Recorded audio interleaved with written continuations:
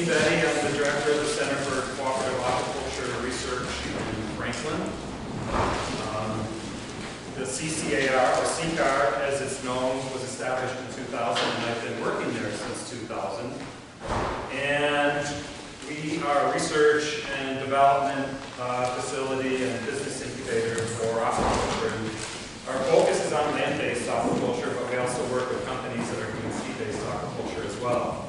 When I started there, the focus was on halibut and cod, because that made sense for Maine, right? Cold water fish, and they were in decline, and market prices were good. And so we worked with a couple of companies at the get-go trying to develop halibut and cod aquaculture. That failed to really take off, but other species have come along and other companies have come along as well in the intervening years. And so we worked with sea urchins, marine polychaete sandworms. We had a company called Seabait Maine that was growing sandworms and raceways. They failed to fully commercialize. I still think it's a viable enterprise. More recently, we've been working with warm water fish, and we're able to do that because we're working in buildings and land-based systems, and we're heating and chilling water and recycling most of it. And so when you're doing that, then just about anything becomes feasible. We now have on our site the second largest breeder of marine ornamental fish for the pet trade in the country, a company called Cooperative Aquaculture. They've got 7 people working for them, growing clownfish and other aquaria species. And we've also, in the past few years, been working with a company trying to establish land-based aquaculture in Maine of a warm water fish. The California yellowtail, or also known as the kingfish. It's an amberjack. So the past few years, as you can imagine, have been really exciting from my perspective, because suddenly we got all of these companies wanting to move to Maine and establish land-based aquaculture facilities. One of the first to announce was Molyneaux Aquaculture in 2012. They were going to establish a site in Korea, Maine. That hasn't materialized yet, but more recently we've got Nordic just down the road, and we've got Whole Oceans in Bucksport, and one of our panel members is from Whole Oceans, works for them. And then just this past summer, a company announced plans to build a fish farm at the Great Northern Paper Company in Molyneaux. They're called Aquabang.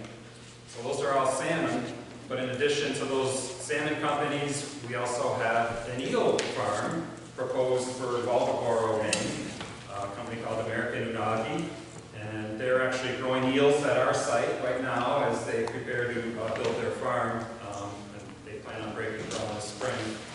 And there's still interest in the California yellowtail. The company that we're first working with, Acadian Harvest, failed to commercialize, but now a new company from the Netherlands is actively looking at starting a farm out in Maine, and we're very excited about that too, obviously. So that's the topic of our panel. When you use the term land-based aquaculture, that can be pretty broad, right? So I would define it as aquaculture of anything that occurs in a closed body of water on land. So it could be catfish down in Mississippi and ponds that are completely controlled, human built. We're going to focus more with this panel on what I think you could fairly call industrial aquaculture, and some people take that as a pejorative term. I don't necessarily. It's industrial aquaculture because it's high tech. These are very sophisticated culture systems that are taking place in these buildings. It's very intensive, and they rely a lot on technology, and the scale of production that's being considered for Maine is quite significant. So we have, I think, a really good panel that's going to discuss land-based aquaculture. I'm going to briefly introduce them because they're also introduced in the syllabus. Everyone to sit. And yeah, why don't the panel members please come on up. And I'll remind the audience, we'll do the panel, and then we'll save the last 15 minutes for Q&A. So please save your questions for that. But you will have a chance to talk about it.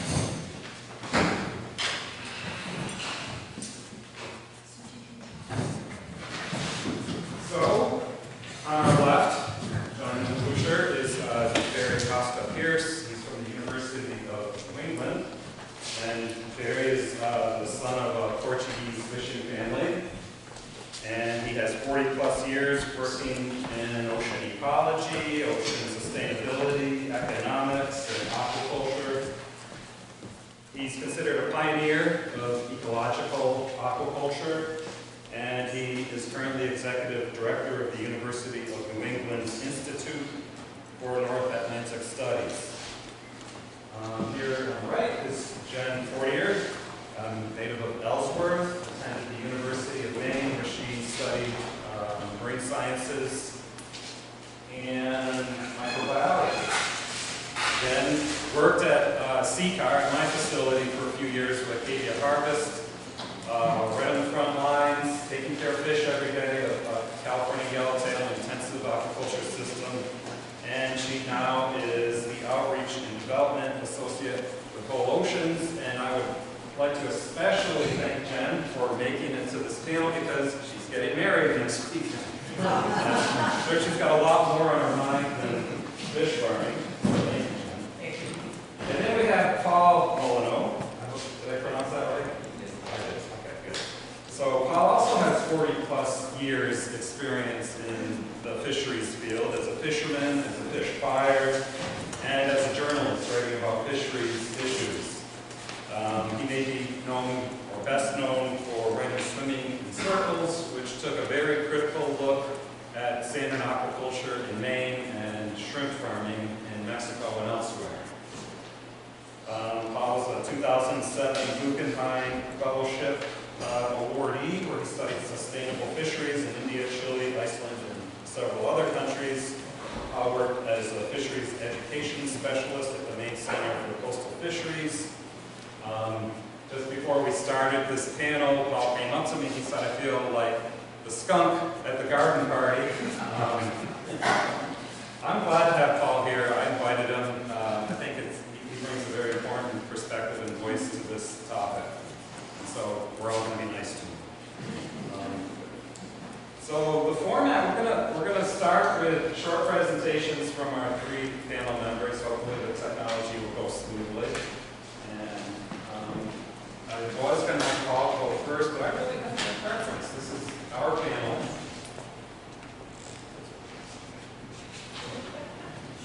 Okay, so Paul's going to lead off, and then Barry will give a slide presentation, and then Jen will end with an introduction to Whole Oceans. And then we'll have hopefully some time for some discussion and some questions from all of you.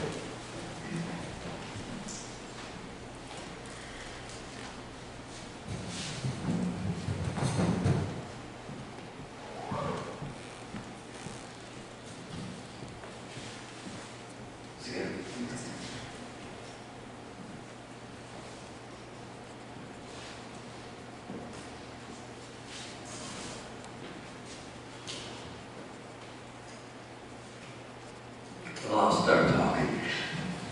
When I worked in India, I worked with a woman named Nalini Nayak. She's kind of lived in Dhamma Shiva fisheries. And she said, as we treat women, so we treat the sea. And when I went to Eric Heim's first presentation and saw this, visual put up on the board, it struck me as somebody saying, "Come on, baby, let me just come in for one drink." Because he's comparing the ecological footprint of meat production with the actual facility size of salmon production. Whereas if you were to include the ecological footprint of salmon production, the amount of ocean area required to produce the primary production and the transport of that fish meal and fish oil that comes from that primary production to those sites, the ecological footprint of the salmon could be, depending on how you play with the numbers, could be far larger than what you see there. But this, you know, he knew what he was doing. And when I saw that, I said, it just put a red light for me. Like, well, if there's this kind of sort of misleading presentation, what else is misleading?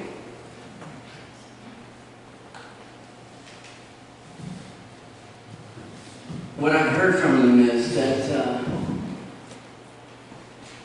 we're doing this for food security and to help the trade imbalance.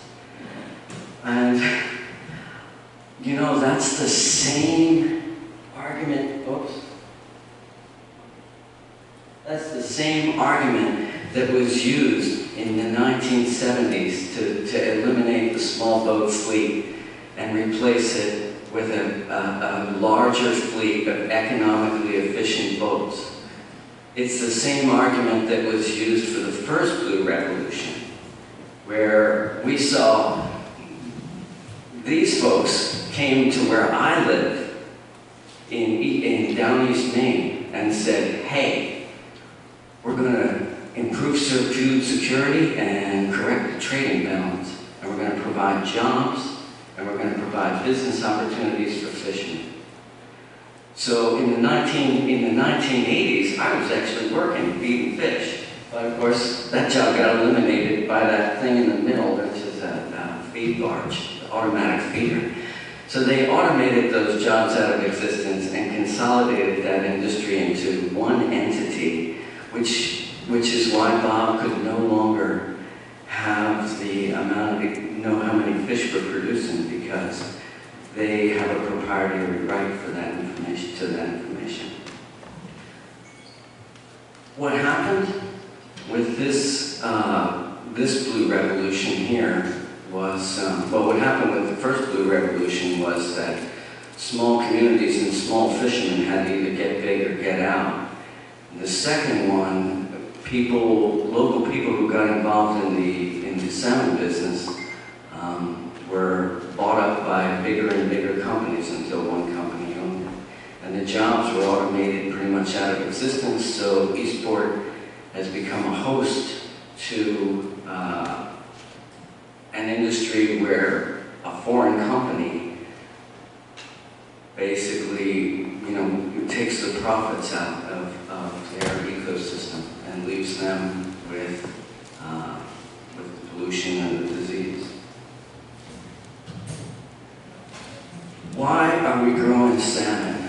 Are we growing it for food security, or are we growing it for to make money? This is what the salmon, the land-based salmon farmers are saying to their investors. You can triple your investment, right? And this is a pattern. I mean, this is a pattern that's been going on since Peter Stuyvesant bought Manhattan for $20, where he said, I'm sure there were a lot of native people who said this is a good idea. But selling out an ecosystem to let other people make billions of dollars is probably not in the best interest of any Maine community. What they see, one of the things that they talk about in their literature, the investors investing in land-based aquaculture, is triple their profits and the opportunity for consolidation. And this is very interesting because when you hear Eric talk, they're going to, he's committed to this place. And they're going to, grow good, healthy salmon here. But one of the advantages of this that they're talking about is the opportunity for consolidation, because that's where investors make their bucks. The first ones in the door, when they start selling out. A friend of mine down east, he said, my father made more money when he sold his real estate, his salmon leases, than he ever did growing salmon. And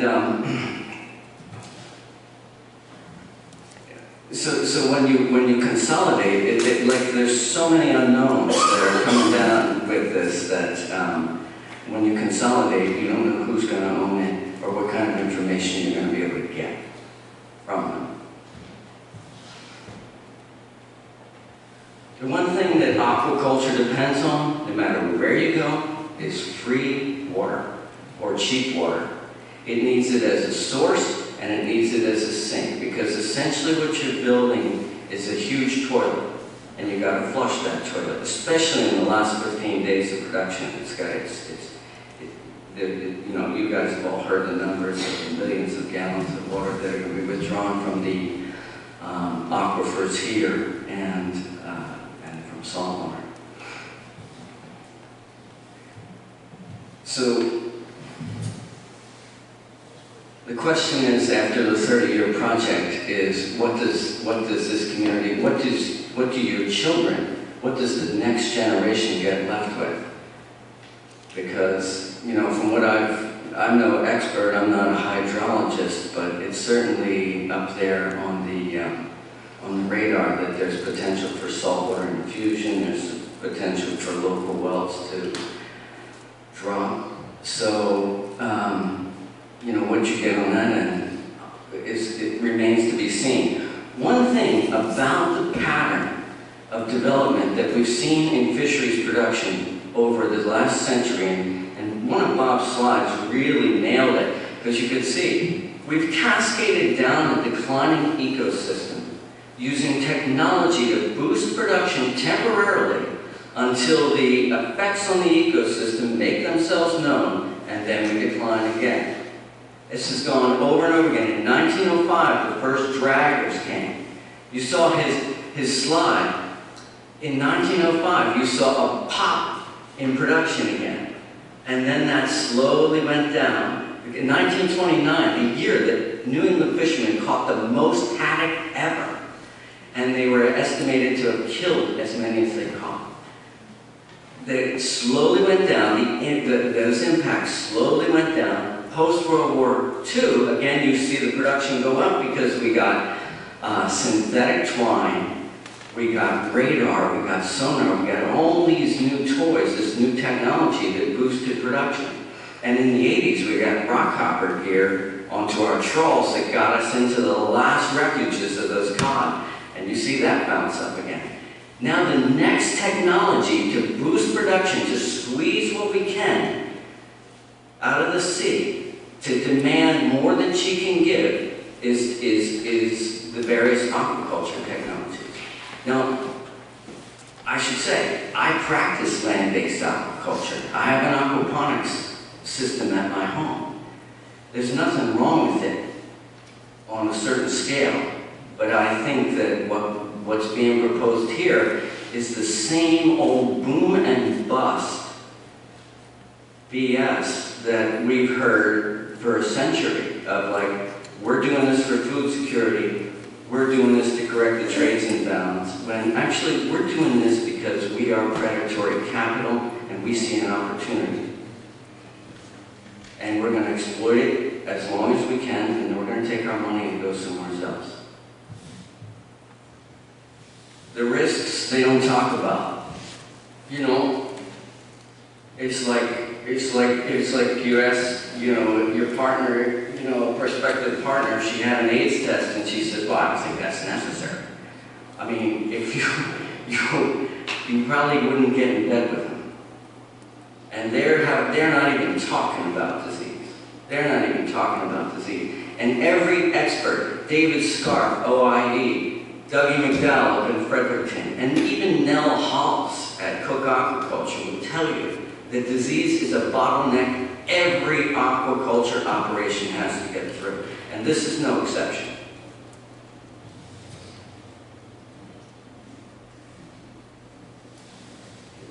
Here's another thing. The money that's gone into this is private equity. Why?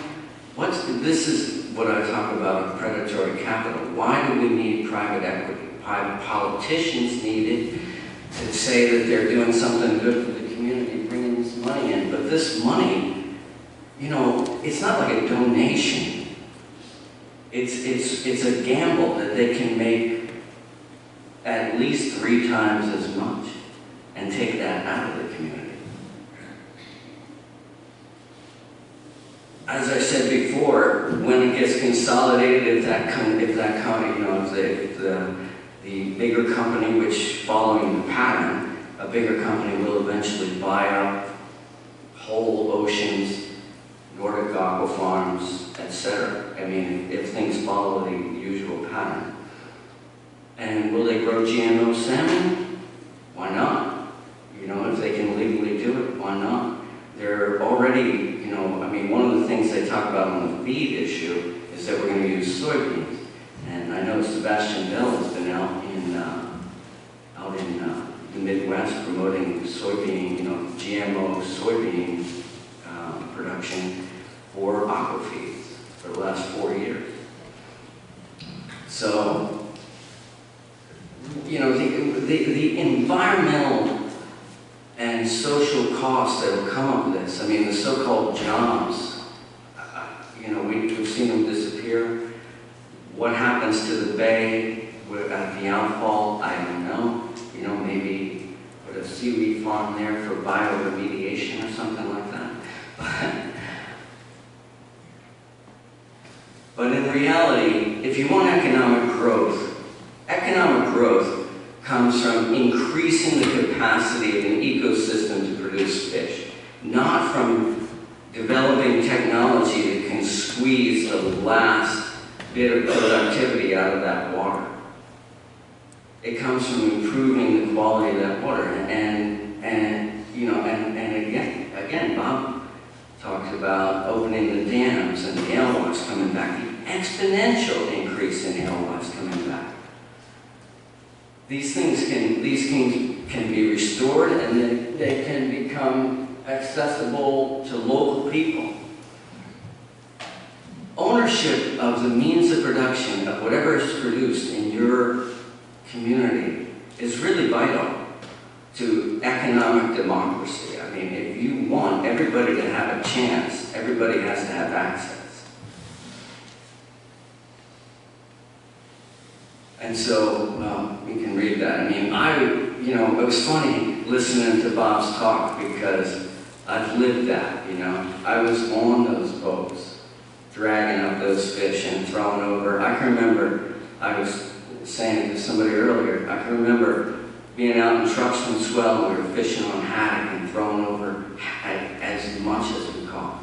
And we had boats surrounded by white bellies because those haddock are hake. I mean, it was hake. The hake float, and it was just this sea of white bellies all around the boat. That was my last trip dragging. I just couldn't do that anymore. And, I was making money, and I was in on the sea urchins. I mean, in a way, I think Bob and I were allies trying to slow the harvest down. But again, there was this mythology. But there's an important point. There's this mythology, and this is how the boom-bust narrative goes. There is incredible opportunity for growth. There is abundance here, huge amounts. We don't have to worry about regulating it or slowing it down. That's followed by overcapitalization. That's followed by ecological ramifications and the cost. So you get that's how the boom-bust narrative works. So I think, going back to my previous slide of the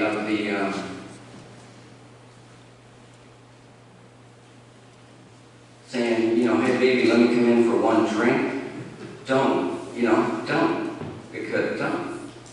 Thank you.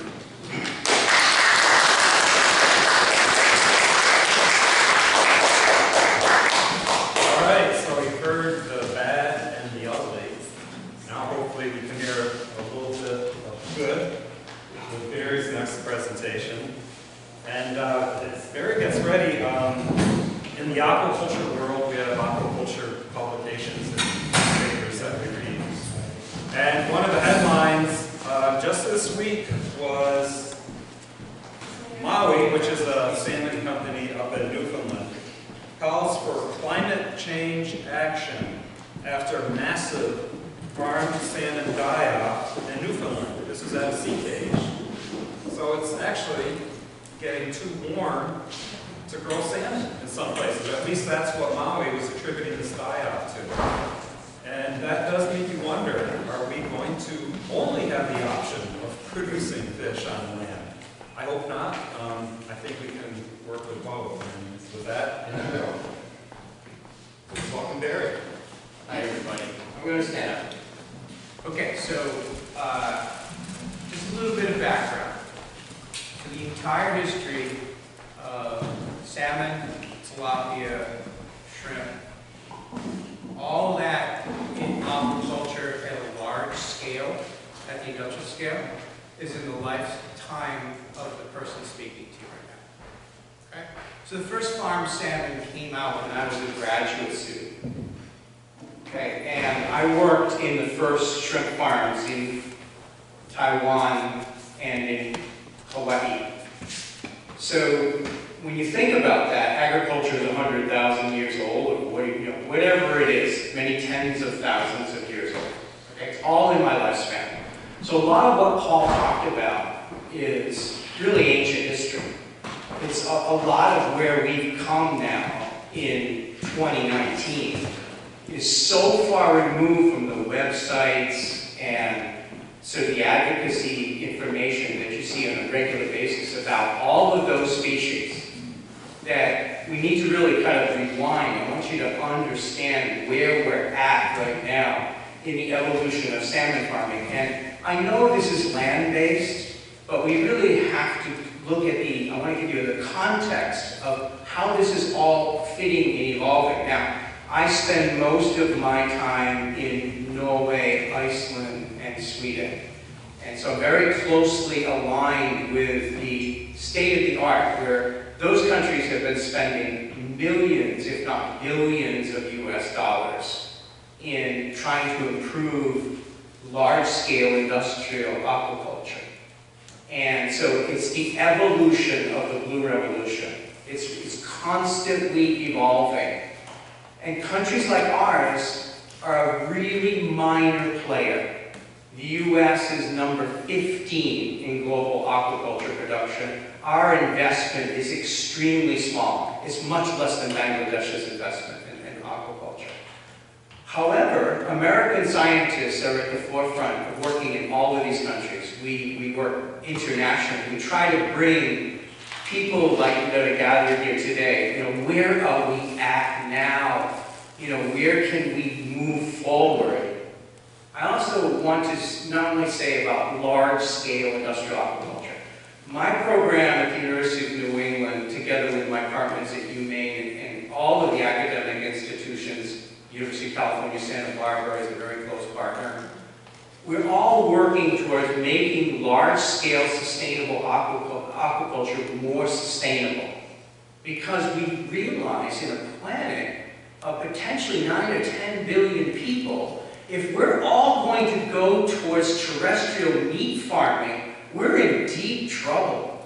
We could destroy this planet. Meat will destroy this planet. We now eat more meat, like 100 times more meat in yogurt and dairy products. If we decide as a planet we're going to go down that route, there will be no more nature left. Agriculture will destroy the last remaining natural parks, the Serengetis, the taiga forests, everything will be gone by agriculture.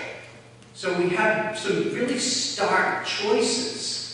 And the scientific community, at least in the ocean, is completely convinced with over 25 major reviews, including not only all of the food conversion ratios and the life cycle analyses, everything that we can do shows that fish farming, seaweed farming, shellfish farming is a much better choice for us because we must make choices at the large scale. So, but please realize, those of you that are in communities, we're working intensely on community-based aquaculture too. We work intensely with lobster communities on seaweed farming, on shellfish farming. But you see what the evolution is there with Mere Point. Mere Point now wants to get 20 to 40 acres of turf. They want of ocean. So we're starting to get now, going from the limited permit access. By the way, most of the new permits that Sebastian Bell is receiving at Maine Aquaculture Association are from fishermen and fishermen families. They're not from major corporations. So we deal with these two sides of aquaculture all the time. And what we're trying to do is take your sons and daughters and train them into the next generation of entrepreneurs in this space, in all of this. And we're asking you to join the Blue Revolution, this sustainability revolution, the ecological aquaculture revolution. Okay? So I'm going to punt, but I do want you to know I'm a bit bipolar in front of you today, because as we keep on talking about the future of Maine's fishing families, I want you to know that all of us are also involved with fishing families in community-based aquaculture. And one of the big issues there, I'm just going to go there for a second. We've realized that we can't be at the water surface because we're coastal, crowded coastal areas. Maine is crowded, and so we can't be at the water surface anymore. So I want you to know that intensely, right now, we're in the upper Penobscot, and most of that is at the water surface. And it's causing a lot of social, ecological conflicts with communities. We're working intensely with engineers throughout the whole country, U.S. Naval Academy, etc., to make that all submerged. You don't need to see that. We don't need to be at the water surface. So I want you to know that's the next evolution of aquaculture systems that preserve social, cultural, and ecological values with submerged systems. So we're looking at submerged systems everywhere for all of the community-based aquaculture as our #1 priority. So let's go to this today, which is, I want you to know, because I've just come back yet again from the coast of Norway, where they are investing literally billions of dollars in science-based RAS systems and how they're evolving it with communities. Now, there is social opposition in places like northern Iceland. They're dealing with the same issues you're dealing with as a community. There is some social opposition in Norway to water-based salmon farming, and that's why they're moving on land. But the public is actively engaged in this dialogue as learning communities. And so one of the things I want to voice to you is that we need aquaculture education at all levels of society.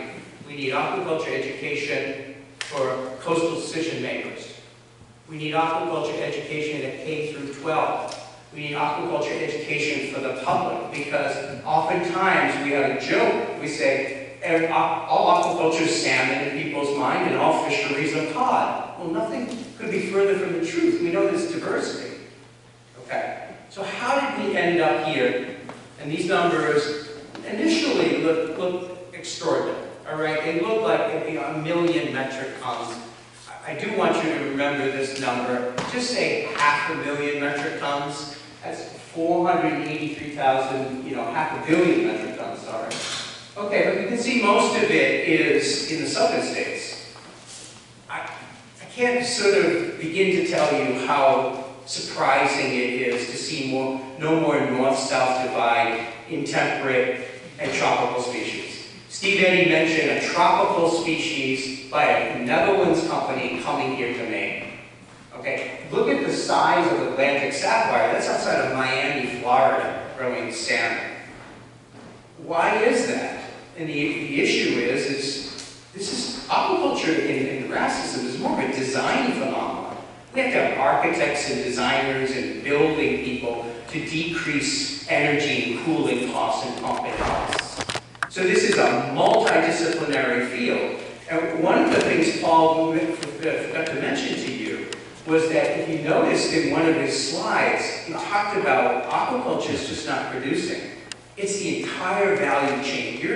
This community in Maine is at the very beginning stages of not just investment in buildings growing salmon, but immense amount of investment that could be coming here to locate all the feed mills here, all the hatcheries here, all the financial services here, all the transportation networks here, all the processing facilities here, and that's where the jobs are.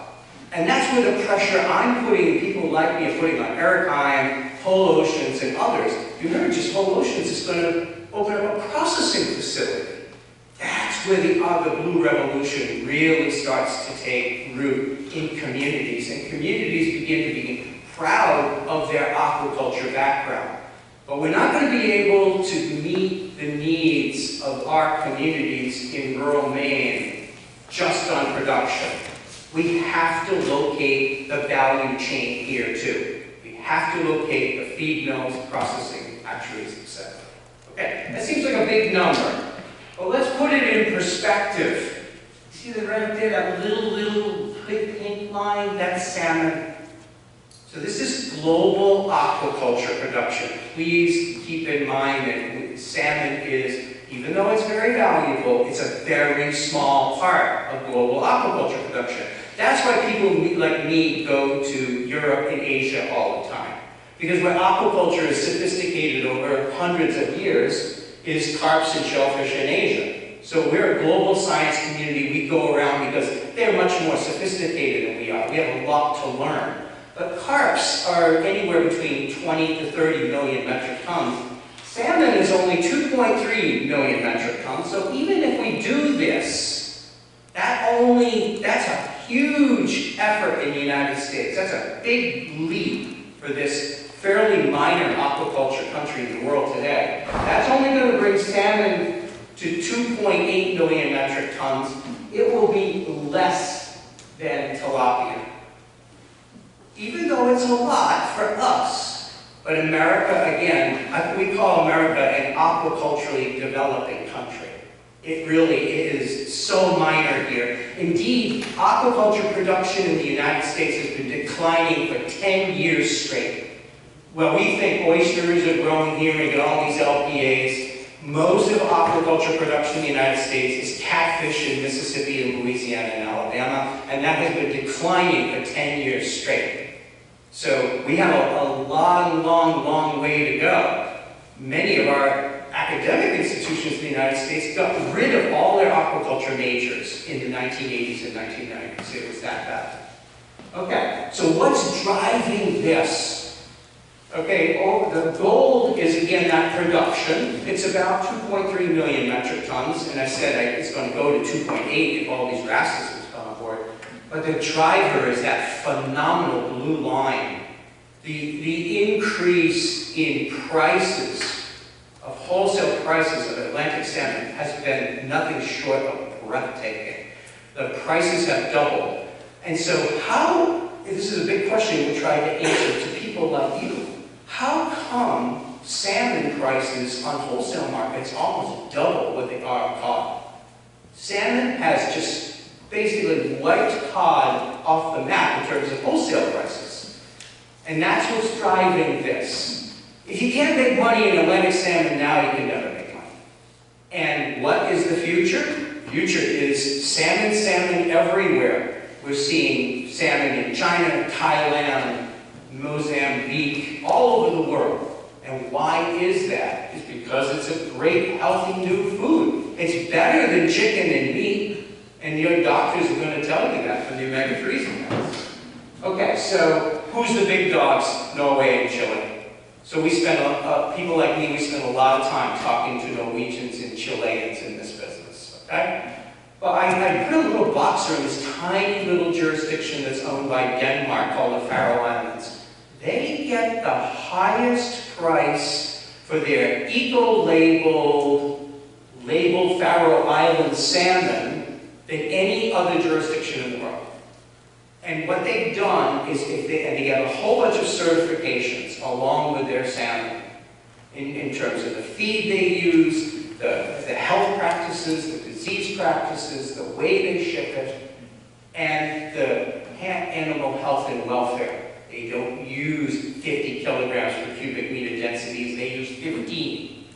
So a lot of us go to this little tiny jurisdiction in the North Atlantic to see how the Faroe Islands are actually getting the highest prices and have quality products. Okay, so I want to talk about what is going on in RAS, and I want you to understand, I got to walk through this with you because I want you to understand it's not just full cycle RAS, recirculating aquaculture systems, on land and buildings.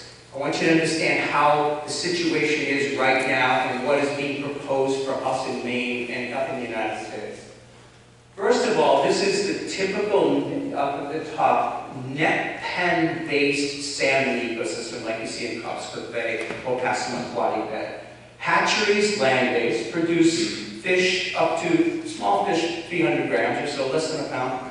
And then they put them in nurseries, and I'll talk about there's 2 different types of nurseries, and they grow fish that sometimes upwards of 2.2 pounds a kilogram.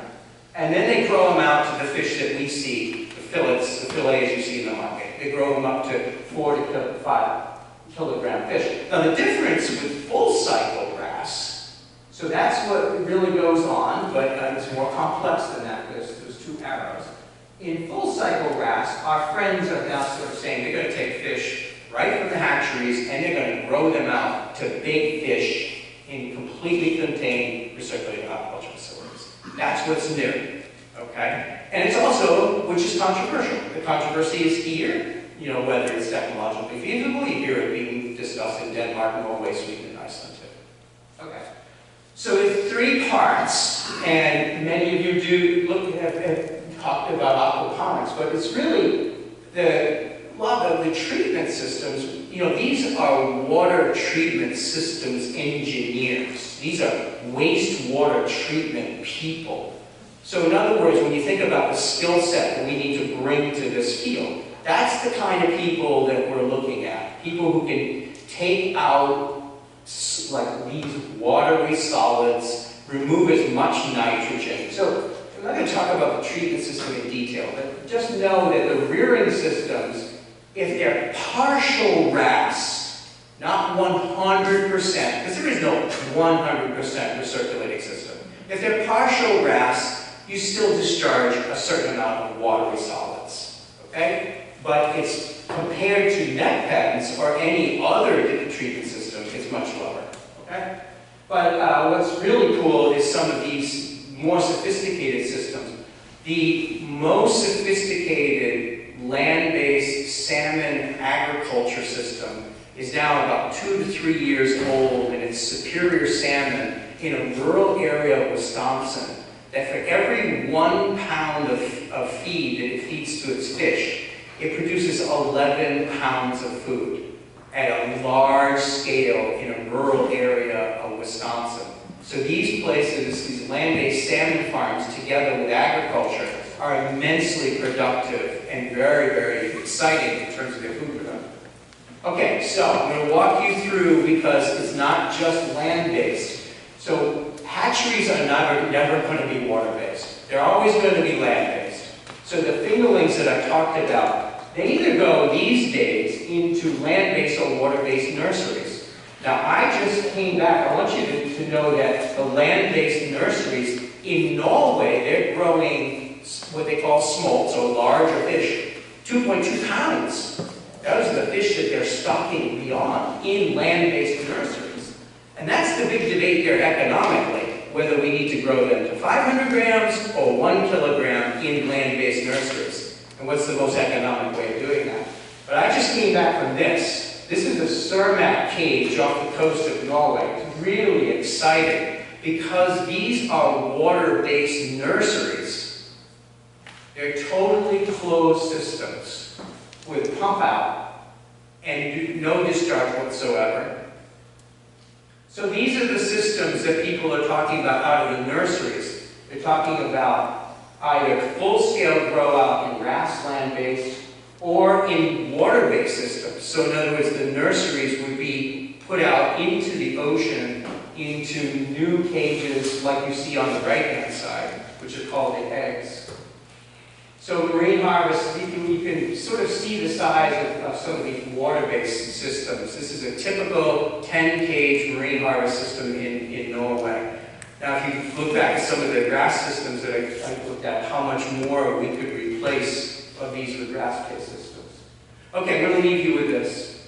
So what a lot of the pressure that we're putting is people involved in the sustainability science movement in aquaculture are really concerned about the social contract for the future of aquaculture in coastal communities like you here in Maine and elsewhere in the US and in Europe. And we feel this is a picture, this is a pictorial rendering of the various aspects that we feel are going to be an important part of a sustainable future for land-based aquaculture. Notice that it not only includes production, but it includes deep interactions with communities and education systems. And this is the way that Norway has developed their systems. In every single major Norwegian farm or company, you will see something like this.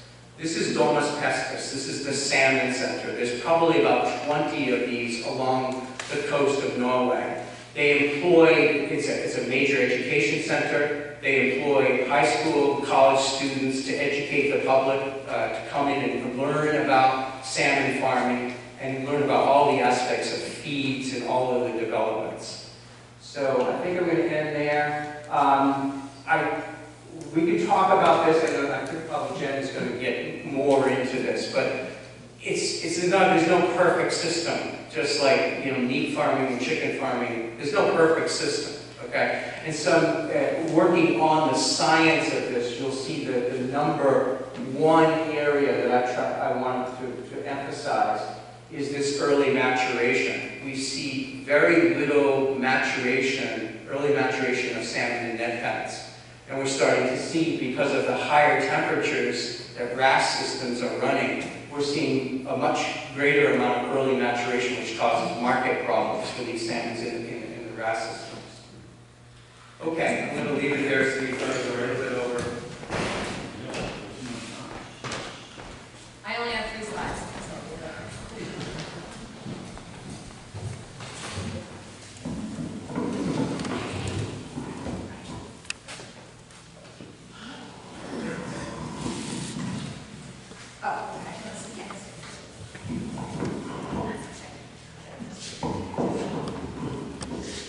Hi everybody. So I am just going to give a very brief overview of whole oceans and our projects so we can get right to the panel discussion. So Whole Oceans is a company that's been around for about 7 years. It was started by a few guys out of New York City. They were financial managers and they were investing in different markets, and they wanted to get into something more sustainable. They wanted to get into something that would be fun, that would be biologically interesting, that they could show off to their kids, and something their kids would be excited about. They kind of had this change of heart.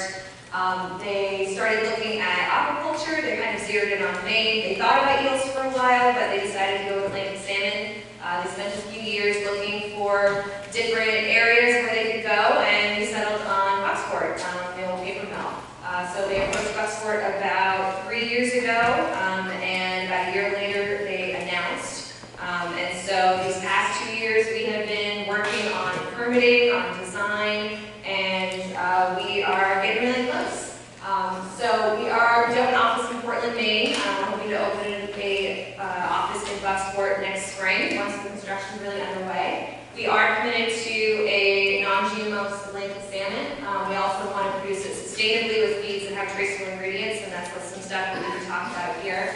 Also, what is a sustainable seafood? I think personally that's something that's really going to have to be defined in the next 5 years as all of these different companies come out and start talking about the different production methods and the different feeds.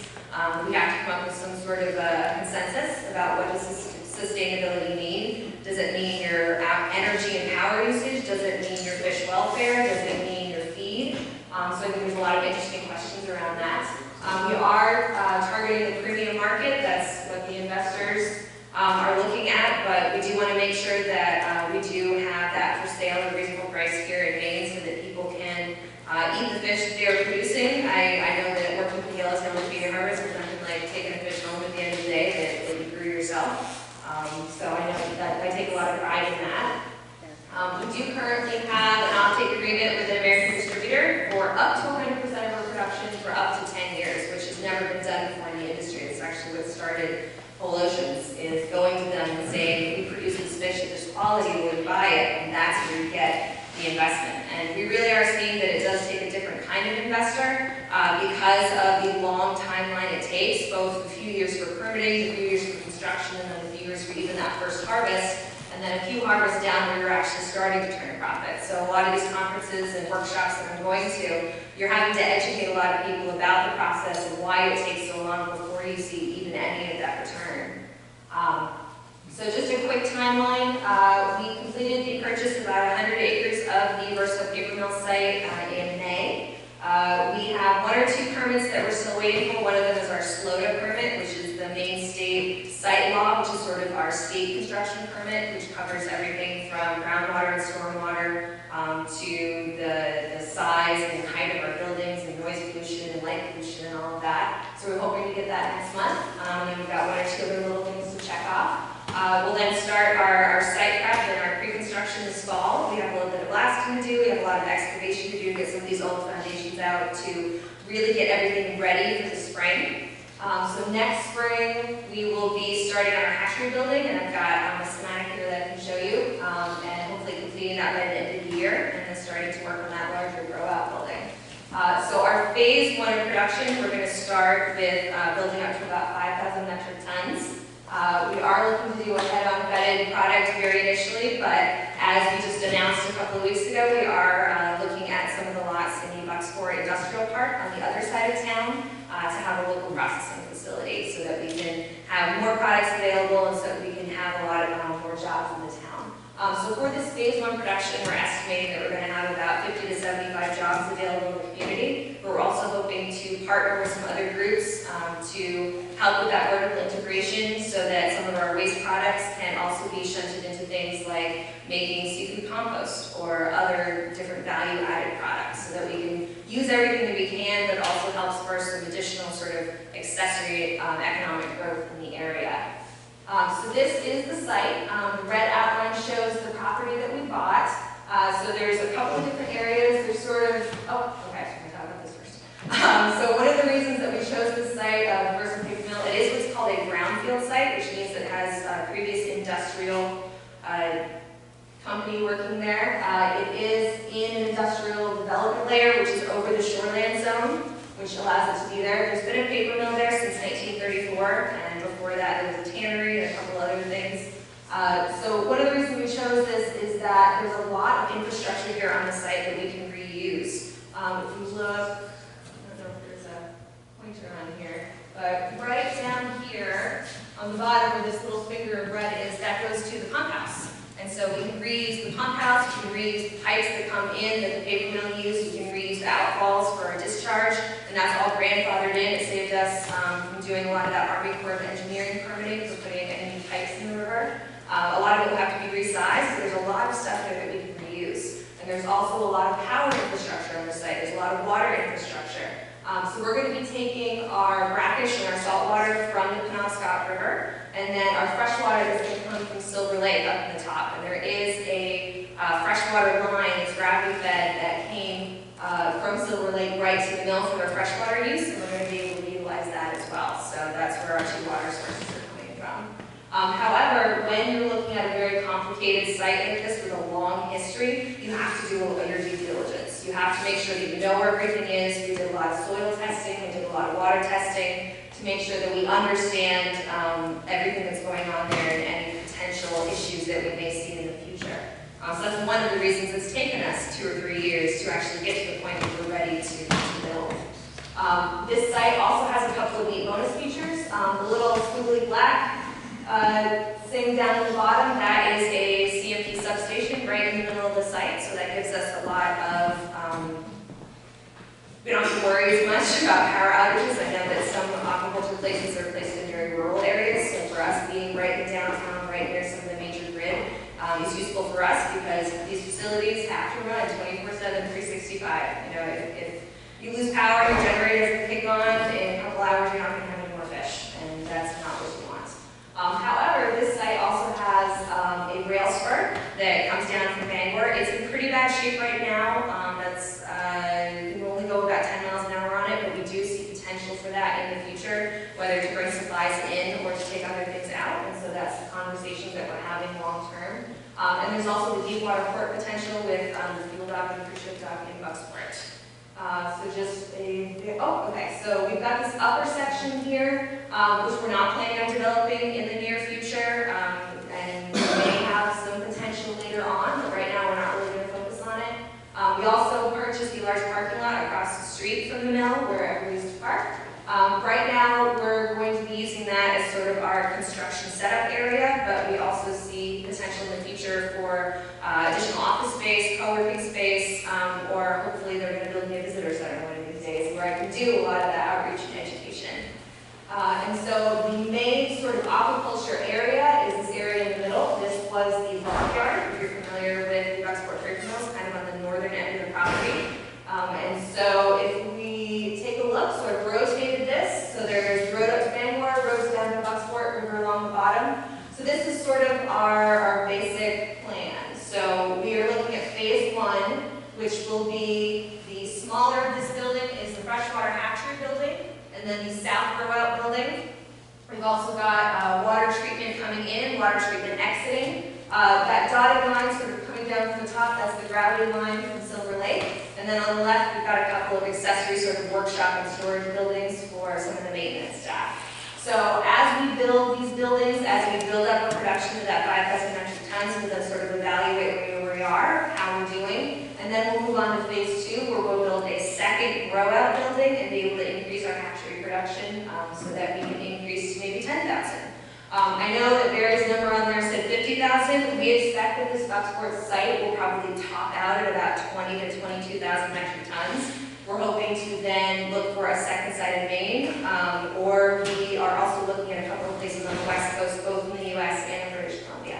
So I know that Rob Piazza, our old CEO, he loves that 50,000 number, but we're going to get there slowly. We're going to take our time and see how it goes. And that's all I have.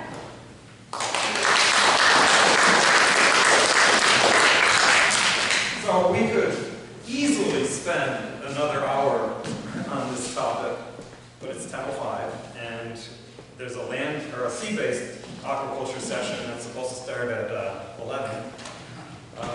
And I don't think anyone here wants to stay until 5 or 6 tonight. It's a beautiful day. So I think we have to seat the floor, but I'm wondering if we could take We'll one. do 15 minutes of questions. 15 minutes? Okay, so that's great. This gentleman here was the first one with his hand up.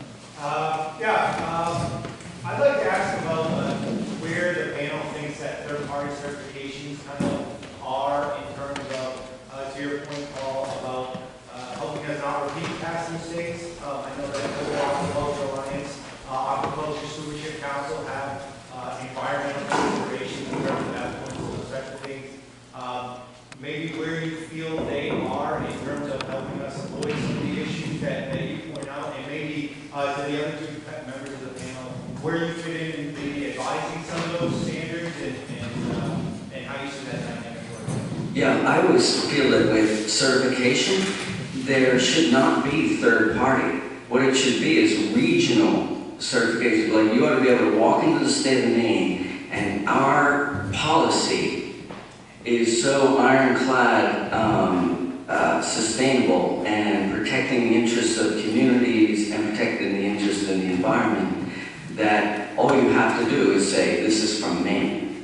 And that leaves access to the market open to anybody who is following those rules, not to a specific company. So it makes it kind of open access, because the certification can often be used as a gatekeeper mechanism to markets, right? So if you can do a accreditation on a regional basis that's open to anybody operating in that system, then you eliminate that possibility for that gatekeeper mechanism and also the increased cost for production of having a certifier come in. But in terms of repeating past mistakes, I think if we're still on the sort of downslide of hoping that, believing, the techno-optimistic downslide of believing that this technology is going to increase production, we're still on this cascade of increased production temporarily, then the environmental social costs come to the fore, and we find ourselves further down the scale. So third-party certification has shown its merits. The Global Aquaculture Alliance just commissioned a study by Dr. Michael Klusky at the University of Massachusetts in Boston. Published a paper just recently showing very clearly that throughout the 10 years of GAA certification, it added value. With one caveat, in places like Hawaii, Faroe Islands, etc., where they do have the Maine brand, they found an equivalency to certification.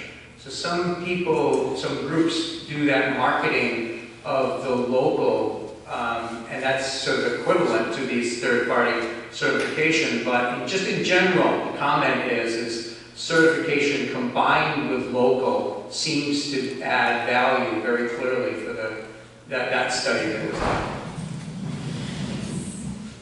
Yeah, I would definitely agree that we are looking to have some of those third-party certifications. A lot of them are focused on the best management practices of how you actually run your farm and your fish welfare and all of that. But as I said, I think what is sustainable is going to be the question as well. And what are the protocols that these third parties are setting out that are species specific and also regionally specific based on what you can achieve with different water temperatures and different kinds of systems. I also think that the seafood industry and the markets and the distributors are also going to be putting pressure on some of these larger scale facilities. A couple of examples is Whole Foods has come out and said that they will not sell farm seafood in their stores if it was fed any terrestrial animal byproducts in the feed. So that would be something like chicken feather meal, which is a waste product from another industry and is often included in fish feed because it's a very high source of amino acids, protein, and calcium.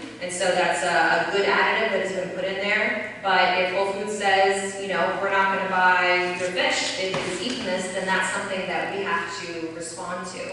Another thing is I've had a couple of calls from high-end grocery stores and they've said that we're considering giving you a density limit for how many fish you can have in a tank. So something like capping it at 50 kilograms per cubic meter, which is reasonable, but some of these higher-end places want you to drop that to 40 when you may be wanting to push it up to 60 or 70 or 80 to increase your production. And that's from their own view of what a happy fish is. And so I think that there's a lot of push and pull and a lot of different things, and that the industry, each individual company as well as the industry as a whole is going to have to kind of come up with what is appropriate for the industry and what is appropriate for your company while also looking at cost. I would just add, I forgot about the microphone. I apologize if that messed up with the recording, but I've got to have to speak to Paul's point that the Maine brand, both for aquaculture and for our fisheries, is really, really valuable. And I think that's possibly one of the reasons why some of these companies are interested in coming here.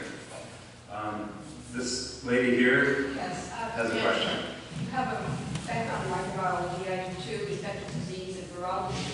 And what bothers me, and when you can address this, you know that there are the attendant viruses that plague the salmon industry, and one, the anemia that will shut down trade between, you know, and there's been a lot of cover-ups going on in British Columbia about this, and you probably know about this. The effluent, what happens to the wastewater? How do you treat that? Do you have anything to filter out the viruses? That worries me. Yeah, so fish health is really important to me personally. It's what I study. But I think that is also something that is evolving both in how we do all of our testing. So in our wastewater discharge treatment plan and our license from the state, there are 5 or 6 special conditions that they've added. Things like we have to submit a list of all of our feed ingredients before we bring it on site. We have to monitor our nitrogen discharge, you know, this much in the summer, this much in the winter. There's a lot of different things.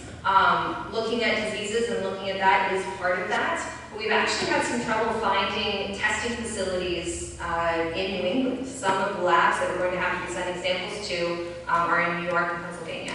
And so I think that being able to understand your discharge is really important. I mean, I know that we talk about it sometimes in the industry that if we wanted to, we could discharge drinking water. But that's not cost effective. So I definitely see what you see about viruses and about different pathogens. We are looking at a variety of treatment levels, both for the water that we're bringing into the facility. So because Whole Oceans is going to be using what's called surface water from the lakes and the rivers, that is inherently a bit more riskier for us than if we were using a drilled well, where that water has been filtered through the ground. And so we are working with Kennebec River Biosciences down in Brunswick area They're going to be coming into our facility multiple times per year to sample some fish, to look for any diseases that may be asymptomatic, to test the bacteria in our systems, to look for these different things, to test the effluents to make sure. Another one of those special conditions was if we ever did have a disease outbreak, we would have to be testing our effluent for any residual antibiotics, both while we're administering it to the fish and then for several days after. And so there's you and I can talk later. We can talk to these stuff. I love it. I don't get to do it much anymore. But I think that one thing with that wastewater discharge permit is that the DEP, because we were the first one to get this permit for a large land-based facility, they put in all of these special conditions that include a clause that if something happens, if they determine that a more stringent testing material or method is required, they can reopen the permit and actually change it. And another thing that they also did was, at this point, DEP is certifying individual facilities, but they've reserved the right later on to create an industry-wide standard. So once we're up and running, if Nordic is up and running, if Aquabang is up in Millinocket, we may need to come up with a nitrogen budget for the Penobscot estuary and portion out sections of that to different companies, as opposed to you're allowed to discharge X million pounds, you're allowed to charge this. If you get 30% of this and you get 25% of this, that may be something that we have to evaluate in the future. And it may require, once there are more and more facilities coming up, it may require us to do more treatment in order to have less nitrogen discharge or some of the other things. So that's something that the state is looking at, as well as the individual companies. Can we take another question? I think we need from Bob. Yeah, just three points. And I mentioned in my talk about, I really think aquaculture should be part of our future, but we actually have to get it right. And the three things I wanted to mention include, first of all, I'm very concerned about the use, Barry, about food security. I mean, the success stories are organisms that you can get to market quickly and they demand a high price. Food security really has to do with feeding people who otherwise don't actually have that capacity. And this is really mostly a boutique fishery that we're talking about now, whether it's salmon, shrimp, frankly. And so that's just one point. The second point is, I mentioned about the lucrative monoculture of lobsters and the dangerous situation we are in with that. This is another lucrative monoculture where the costs and the risks are often underestimated and the consequences are really high. I call it a gilded trap. And I know you guys are thinking about it, but I just think it's something that's important. And then the third thing is, where in the food web are we focusing our aquaculture interest? And this is a carnivore. And the same kind of big footprint that beef create, you know, when you're trying to raise something that's high, the reason why we don't have farms where we raise wolves for food is, besides the fact that they're dogs, is the fact that, you know, that's really a tough one to feed, whereas tilapia, carp, the ones that we showed have the largest global impact, are herbivores. And so all I'm suggesting is that there are a lot of opportunities here, and I just think that we should be kind of broadening our perspective to a degree. And I do understand, and I'm not actually entirely opposed to the aquaculture of salmon that we're hearing about, but I do think that these costs and risks have to be considered. I just, you know, in line with what Bob said, and going back to the disease thing, I appreciate your answer, but it's essentially, I don't know. That was a long way to say, I don't know, because these companies are operating from models, and the models are being relentlessly attacked by reality. So the research, the finding out, is in the practice. And I've had people say this to me. I've interviewed them, and they say, well, we don't know. We're going to find out